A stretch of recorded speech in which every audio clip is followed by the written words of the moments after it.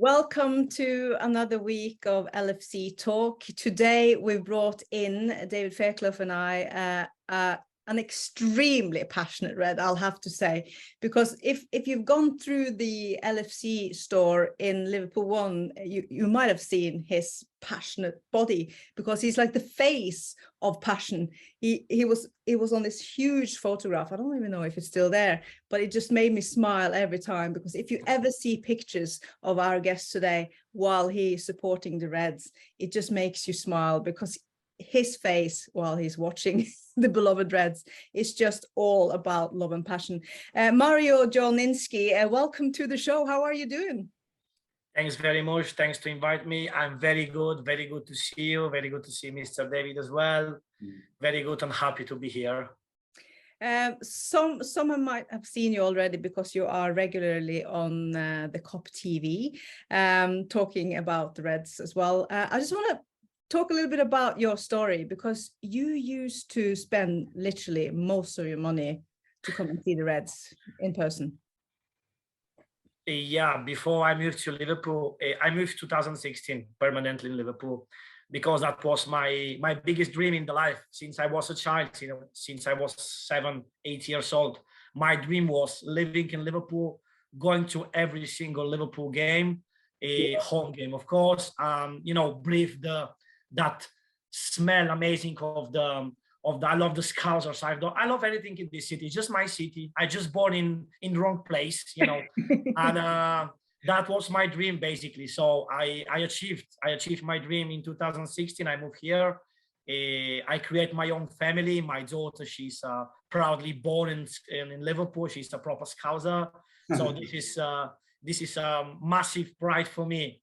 And yeah, before I moved to Liverpool, I used to, so I'm born in Bulgaria, 1989, but I moved when I was 11 years old. I moved to Italy with my parents. So I passed all my life in Italy. And in the season before I moved to Liverpool, I used to flew from Rome, get the plane, coming here, watch the game, every home game, and back to Italy the same day or the day after, for like 14, 15 times for the season. And we need to mention that season, that was the last season with Brendan Rodgers. Liverpool was, you know, like 7th place in the league, 8th, so not very good. But I didn't care about the money or about how he's going. I just care about my passion, about my love, and that was my dream. So flying every 2 weeks, it wasn't too easy, but I didn't care. So you must have spent most of your money then coming to the Reds. To be honest, in those times, the flights on Ryanair wasn't too expensive. So now it's different point. I was lucky. Yeah, I got the ticket for maybe 40, 50 quid. So I was lucky, definitely. You were planning ahead, basically. Yeah. But Mario, what made you fall in love with Liverpool Football Club? You know, I was 7 years old. I used to live in Bulgaria in those times.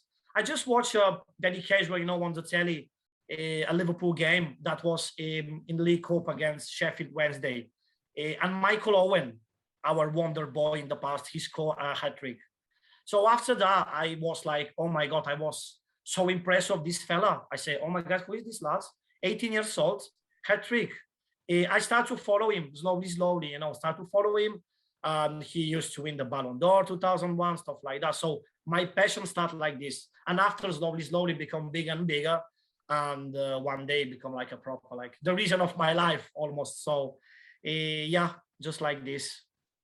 You say the reason of your life. Why is Liverpool Football Club so important to you today? So it made you come here, even create a little Scouse girl in the city. What is Liverpool Football Club giving you in your life? It's giving me everything. It's even difficult to explain the emotions I feel, the feelings I've got when I go in the Kop.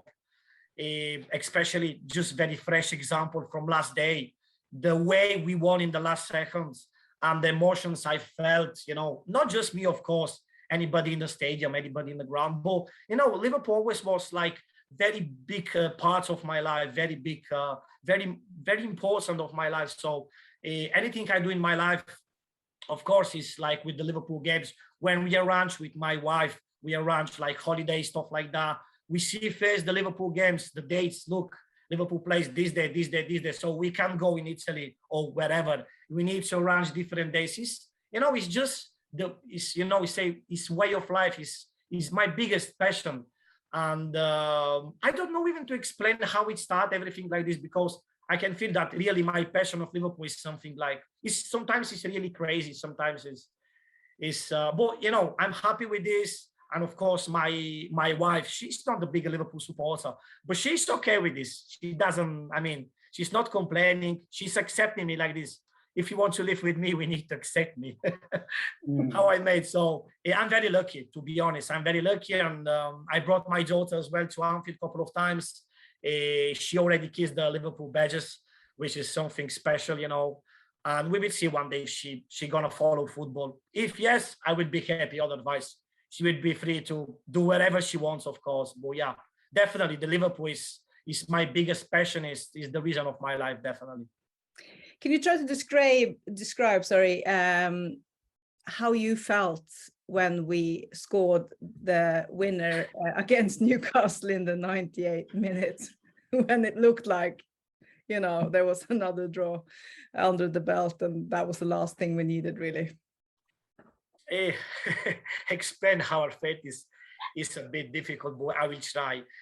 Of course, we started the season not in the way that we expected. Of course, we had some problems with injuries, mostly of that. But Liverpool club, we are always determined. Always, this is the point. This is the reason why we love this team, because we always believe until the last second. This is make the difference for us, for Liverpool. For that reason, we love this team too much, because we never gave up. We always believe till the last second. Very curious moment before, just like 10 seconds before Fabio Carvalho scored the winner, I just turned my head on my mate, Alex, my mate from the Cup TV. And I say to him, my man, we're gonna score now. Trust me, I swear. I say these words to him. After 10 seconds, Fabio Carvalho scored. And after that, we just didn't understand what's going on, what's happened. We just lost the mind completely. It was mad. It's incredible emotions, incredible feelings that just Liverpool can give you something like that. Just Liverpool. David, how did you feel in that 98th minute? Did you think we were going to do it? Well, as Mario said, we have that great it's not over till it's over. We never say die kind of attitude. I think under Jurgen particularly, it's become a feature of the team that score 8 goals. I think there's a statistic out there saying that Liverpool scored more sort of goals in sort of whatever injury time than any other Premier League team, I think. So I have to say, I wasn't sure. I really wasn't sure. I hadn't given up, to be honest. When you don't give up, you get a corner in the last moments. You always think there's some sort of possibility.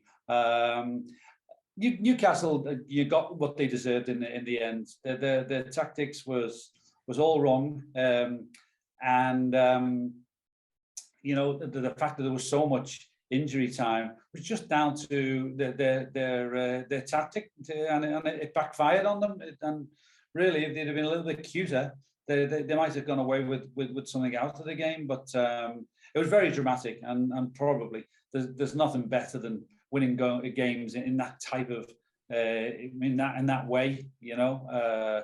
Last kick of the game, brilliant. And also so brilliant, when a youngster like that, who just turned 20 the day before, get a birthday present like that. It just sort of makes it even sweeter, and karma to Newcastle for trying to drag out time, by the way. But don't you think Elliott and Carvalho was the two who came and sort of changed the game? Was a game changer, David?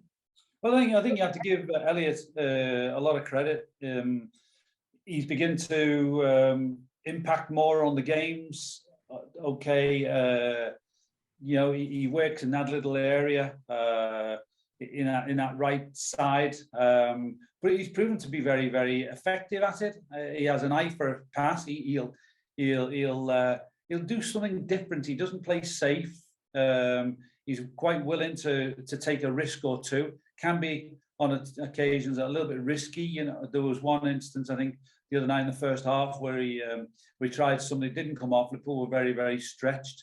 So that's something that I'm sure he'll ultimately work out when to go for something more risky, particularly against teams who are going to rely on playing on counter attack.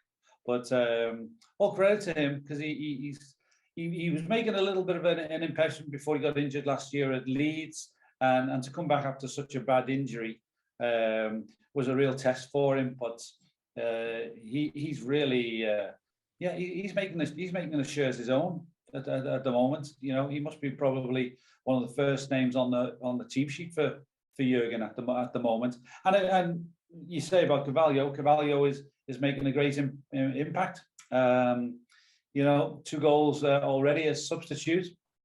I heard a couple of times already the other night after the game. You know, he's looking at my little record that still exists.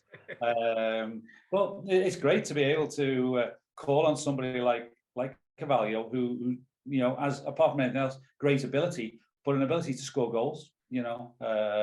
He's going to be a star, I think. They just both seem so fearless. But tell us about your little record first. Well, I've got the most goals as a substitute for Liverpool. So, as one or two have got a little bit close down the years. People like Sturridge and Babel, Origi in recent times. It's something I thought to myself, oh God, they're getting a little bit close. My place in Liverpool's great history is a little bit a threat, but thankfully nobody's quite got the numbers I sort of was able to achieve in my early days. So something I'm keen to hang on to. Well, if we were playing Everton every time, I think Origi would have beaten your record, David, because if there's one player they won't miss, they will be so happy that Origi has been sold to Everton for. Yeah. He's probably thinking, with that chant, can we play you every week? I think Origi would like to play Everton every week. It's extraordinary, actually, what he achieved. Always in that Everton Liverpool fixture. Yeah, I think it's only Steven Gerrard and Robbie Fowler who scored as many against the Blues as Origi did. Before we move over to the Everton game, I'd love to talk a little bit about the transfer window. Origi is obviously one that we let go. But before we do that, I have to also mention one more guy from the last couple of matches. And talking about injuries, one man who's really been blossoming, I think, after all the injuries amongst the forwards is Robert Femino. Mario, what's happening to Roberto? He seems like Bobby's back on fire. I had a massive criticism about Bobby Femino the last 2 seasons. I have to mention that I love him. He's a massive player. He did a lot of important goals, assists. We know Sadio Mane and Mohamed Salah for their goals, but the massive credit and anything they do and the goals they score is anything thanks to Bobby, of his moves, of his intelligence. He's a massive player, of course. Of the lockdown season, he just lost his mind. I mean, that was we all know what we can do on the pitch. The lockdown season, we didn't see the real Femino. Last season as well, he scored important goals against Inter, he scored a hat-trick against Watford, but that wasn't the real Femino that we know. So I'm very happy to see something different finally, something that, just Femino is that kind of player, can just help the team with, not just with the goals. He's, of course, number 9, but for me, he was probably the best false 9 ever in the football history from the season 17-18 and the 3 seasons later. So, of course, I'm very happy to see Firmino finally back to score. And his performance against Bournemouth was massive performance with 3 assists, 2 goals. and it's something that makes me very happy. Last day against Newcastle, yeah, of course, he scored the equalizer, but he didn't play the great game. He didn't play that what we expect to do. But I mean, I always believe in Firmino. I want to see that Firmino from 3-4 seasons ago. I don't know if it's still possible to see that. I really believe, but we will see. So for tomorrow, he scored that important equalizer. So tomorrow, I think he's not gonna play. I don't know, but he's not gonna play. We give chance to Darwin tomorrow, and we will see what's gonna happen. David, do you think Cremina can come back to his old heights? It's difficult. I think, as Mario said, 3 years ago, perhaps he was. Well, it's hard to think of Liverpool without Femino at that time, but he has lost a little bit of his way, and I think some of his play at times he's a little bit lethargic, takes a little bit too easy. But at this moment, in the goal scoring form that he's enjoying, then he's worth his place. He's been involved in good pieces of action, particularly in the Bournemouth game, and then he came into his own a little bit more as the game went into the later stages of the Newcastle game. But yeah, I mean, it's difficult for somebody to maybe claw back the old the old form, but he knows he's got a challenge now, so maybe that's something that will force him to up his game a little bit. The fact that he's adding goals to his play is vital as far as he's concerned, and as we're happy to be feeling the benefit of that. So yeah, it'll be interesting. I think he'll start tomorrow against Everton. I'll be surprised if Nunes comes straight back in.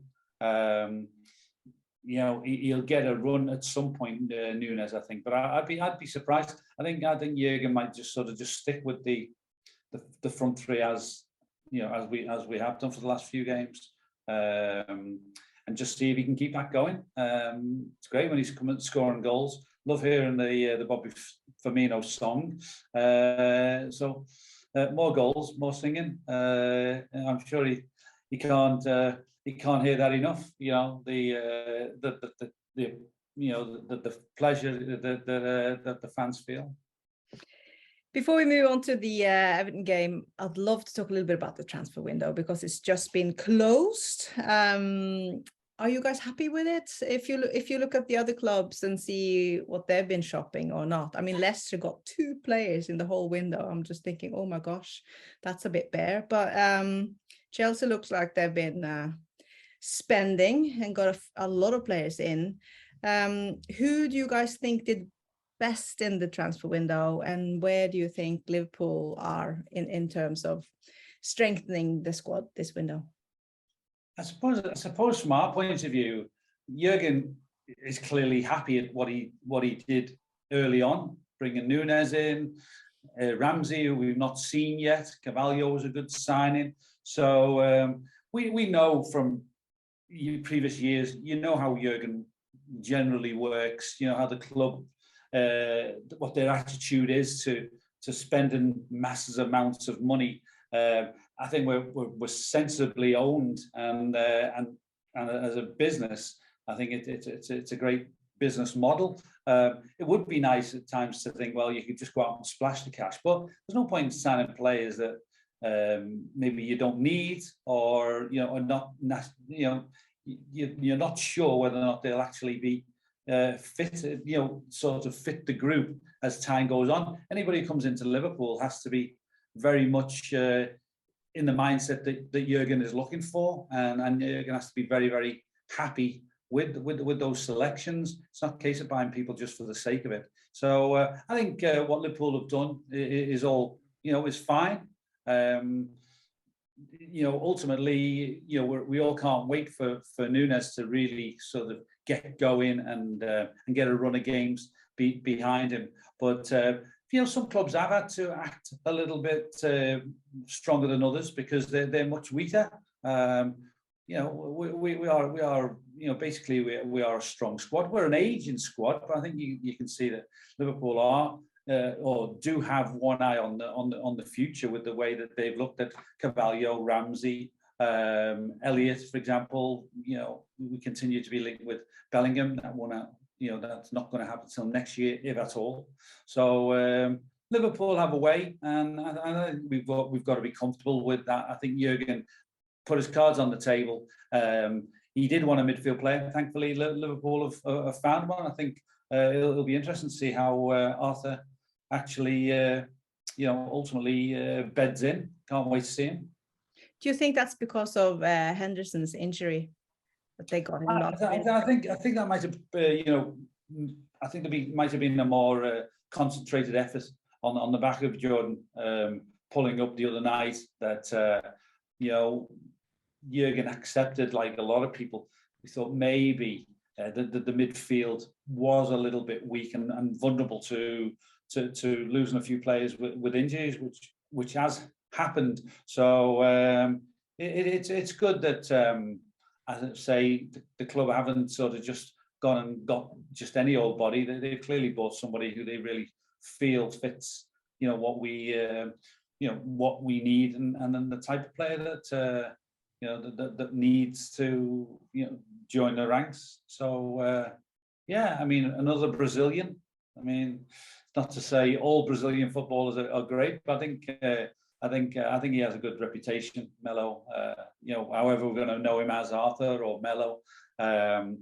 It's I think it's an exciting transfer. What about you, Mario? Are you happy with Liverpool's window? Yes, of course. When I saw last season Darwin Núñez against us with Benfica in the quarters, when he scored one goal the first game and he scored 3 goals in the second game, he impressed me. It's very rare that some player of the opposite team can impress me in that way. So I was very surprised when he signed him. We spent 85 million on him, and I was very happy. I'm still very happy with him. For me, he's a massive, unbelievable player. He's still young, 22 years old, 23 years old. He can be really a proper gem in the future. So I strongly believe in that. In the point of view that as a supporter, of course, I wanted to see someone else in the as a substitute in the midfielder. We had a lot of injuries at the start of the season.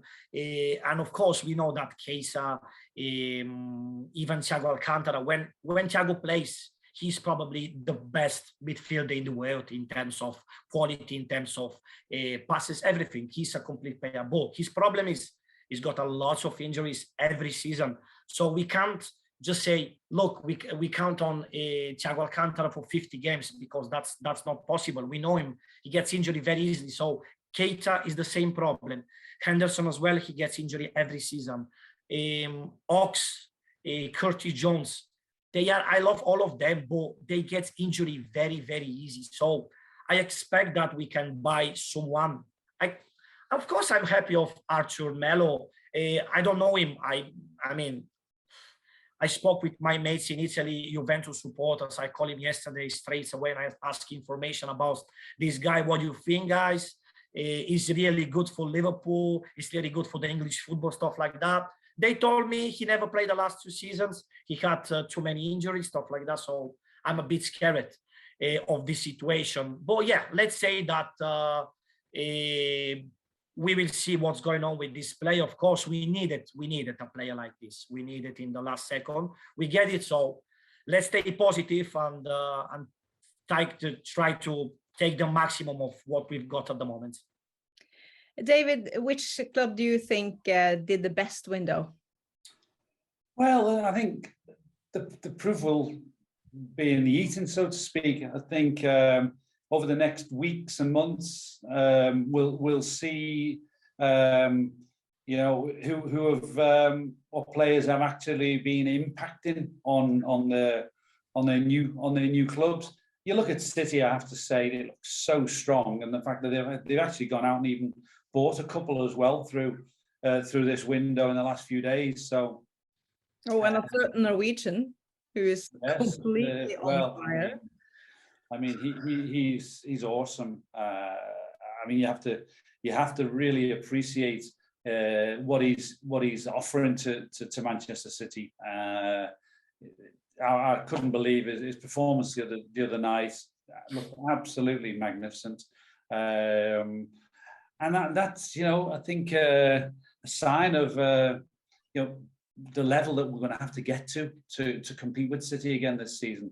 It's either going to be us or nobody, I think, who are going to rival City. I can't really see Arsenal really sort of keeping pace the whole way. They've had a good start. They've bought a couple of interesting players as well, but whether or not they're quite right yet in as a title contender, I think there's a question mark on that one. So I don't know really. I mean, Chelsea spent a lot of money. Maybe all the likes of Fulham and they've all kind of brought some people in. I mean, it's a bit. I don't know. It's scary the money that clubs have gone out and spent at this time. This time around. A lot of desperation, I think, over the last couple of days. It'll be interesting to see how it all beds down. Talking about desperation, tomorrow, early kickoff, which Jurgen Klopp hates, although this time he's not traveling very far, only across the park. We are meeting a club who sits 17th in the league right now. They haven't won one single game yet. They haven't won at home, obviously, then. They've only got 3 points so far. So they haven't had the best of starts. The things that is always so interesting with Everton away or playing at Goodison is how often we draw there. It's just unbelievable. I think we've drawn 8 out of the last 10 league meetings away at Goodison, even when Liverpool has been absolutely on fire. We've managed to pull out a few draws. It's just something about Everton and Goodison and draws. And I saw some stats, which was incredible too. We just don't know which way it's going to pan in history. If you look at all the league games we've played at Goodison in history, we've won 35. We've lost 35, or was it 34? Hang on, I'm going to cheat now and see. Yeah, 34. We've won 34 games. We've lost 34 games, and we've drawn 35. It's just a weird thing about Goodison. So you just don't know. And the last thing we need right now is a draw. We can't have a draw, can we? So how will this game pan out tomorrow? Because we saw that another funny fixture is obviously Old Trafford away. You just can't sort of depend on form there. And it's the same with Goodison. Goalless or draws. Again and again. How are we doing tomorrow?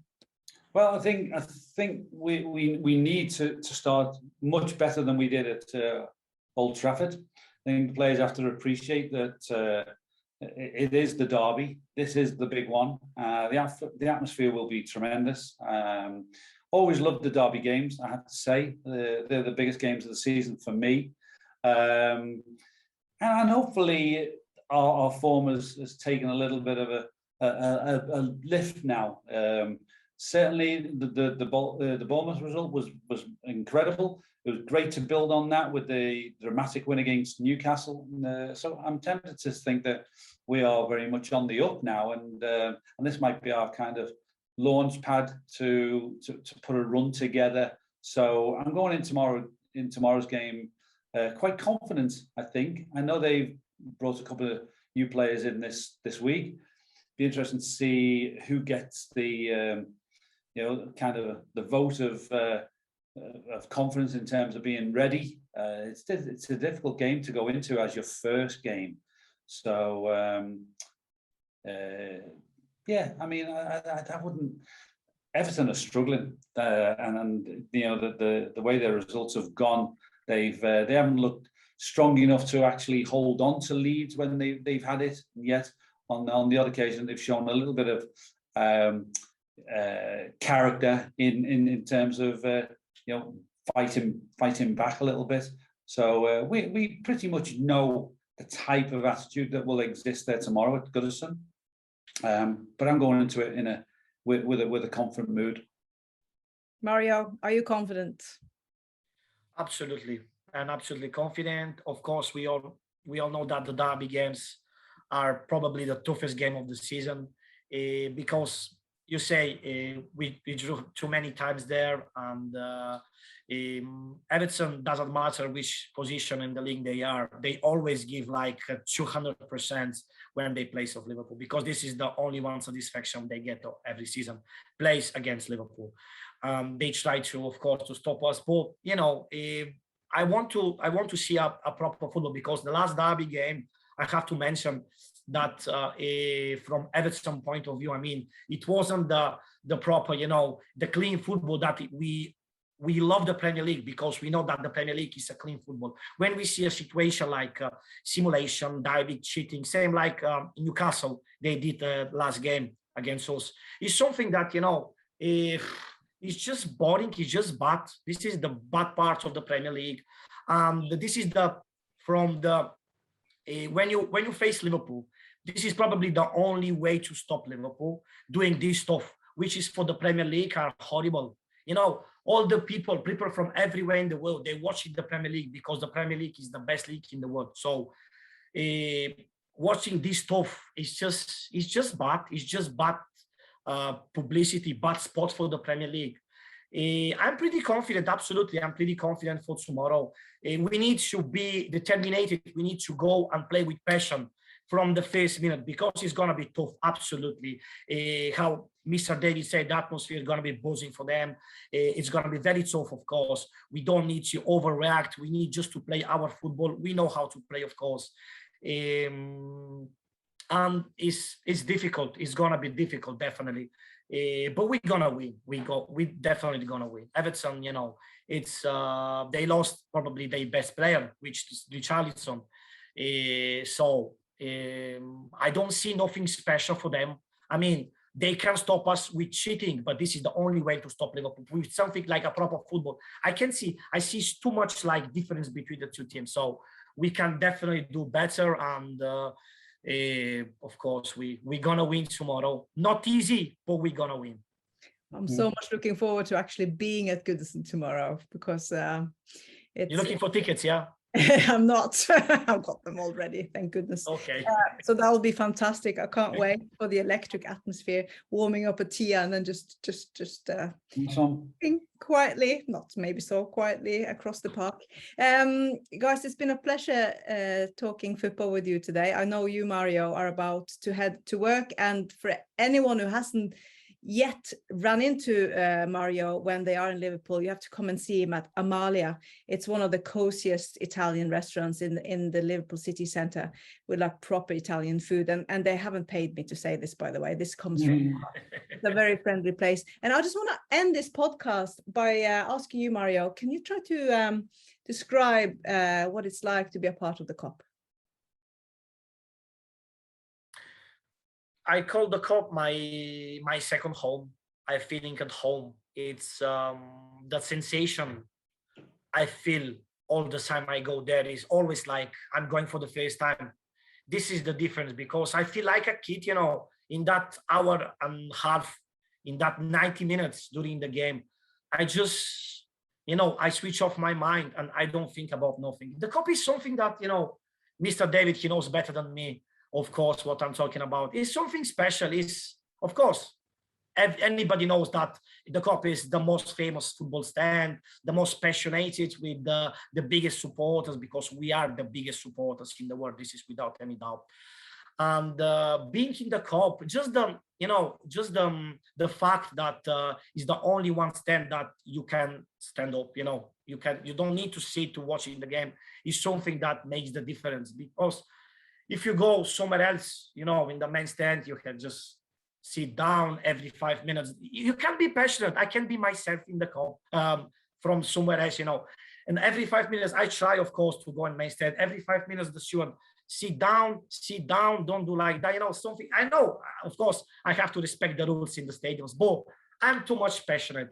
And my place, when I watch Liverpool, I want to give 100% of myself, always. Every game, doesn't matter the result, doesn't matter nothing. So the Kop is my place, it's my home, it's my dream. It's always been my dream going there. And finally I can say that it's in my heart. I achieve it, and I love everything in the cup. So you make me feel cry a little bit. Oh, that is gorgeous. It's too Mario, much. oh, thank you so much, Mario Dzhuninski and David Fairclough. And my name is Ragnhild and Ansnes. You've been listening to LFC Talk, and there are plenty of episodes out there you can re-listen to, especially the special with Ian Callaghan. You have to hear it if you haven't heard it already, but there's plenty to hear there. And also the one with George Sefton. He's 50 years with the club. You've got to go in and listen to it if you haven't done it already. All I have to say then is up the Reds, come on and make this city red once again, as it always should be. Take care. Bye-bye. Take care. Thank you. Thanks very much. Thank you, guys.